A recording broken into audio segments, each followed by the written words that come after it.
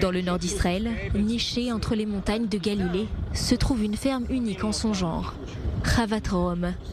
Ici, au cœur de la nature, on produit entre autres du fromage qui attire depuis des années les amateurs de produits locaux. Mais la guerre avec le Hezbollah a forcé la fermeture de cette ferme. Une réalité qui touche de plein fouet ceux qui y travaillent, comme Noémie et son mari Yedidia, les deux fondateurs de Gvinage. Alors ici on a notre salle d'affinage.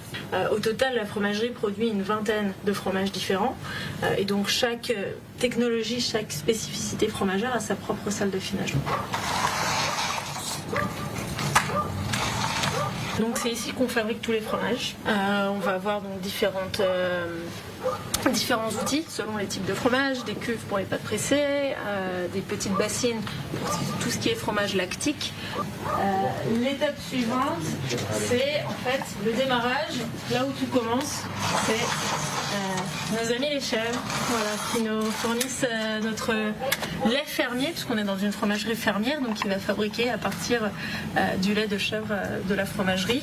Un véritable processus artisanal, du soin apporté aux chèvres jusqu'à l'affinage des fromages, tout est pensé pour créer un produit d'exception. Dans nos méthodes d'élevage, on utilise la pâture, c'est-à-dire que habituellement les chèvres tous les jours vont sortir dans la vallée et pâturer pour s'alimenter. Aujourd'hui, on a réduit les heures de pâture de par les risques liés aux sirènes et du coup, on augmente le temps passé des soins quotidiens avec les animaux. Voilà, on passe beaucoup plus de temps auprès des animaux à l'étable. À Chavat Rom, le restaurant habituellement bondé est désormais désert. La guerre avec le Hezbollah a non seulement éloigné les visiteurs, mais a aussi engendré une incertitude économique constante. À l'intérieur, les murs semblent garder le souvenir des familles attablées autour de produits locaux. Habituellement, sur une période comme la période de fête de Chol HaMoed, on va avoir une 150aine de personnes qui viennent visiter, entre les gens qui viennent au restaurant, les touristes qui séjournent au glamping, ceux qui viennent pour différents ateliers de fabrication, dégustation de fromage, découverte de la ferme. Tout ça aujourd'hui c'est réduit à zéro. Donc on est passé d'un flux de près de 150 personnes à seulement une vingtaine d'employés qui continuent à produire et à maintenir l'activité régulière de la ferme. En temps de guerre, c'est toute la production de la ferme qui a été impactée. Pas seulement la production du fromage, mais aussi la culture des légumes.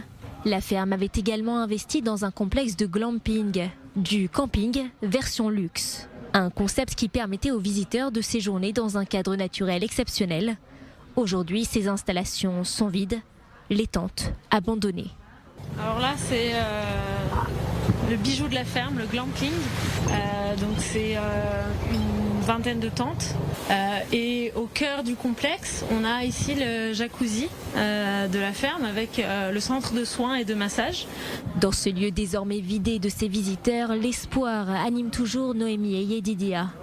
Car Chavat Rom est bien plus qu'une ferme agricole. Elle est un symbole de résilience et d'attachement à la terre. Ici, le calme de la nature côtoie désormais les échos de la guerre.